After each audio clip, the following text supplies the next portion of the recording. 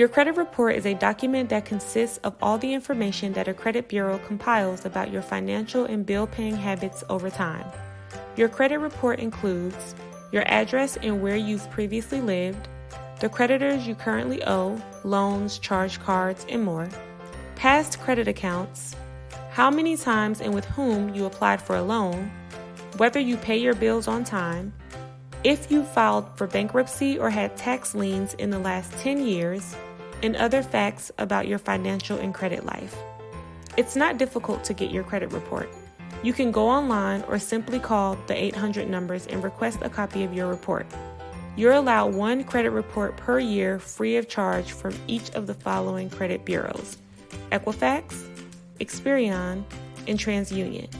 It's not unusual to receive different information from each credit bureau.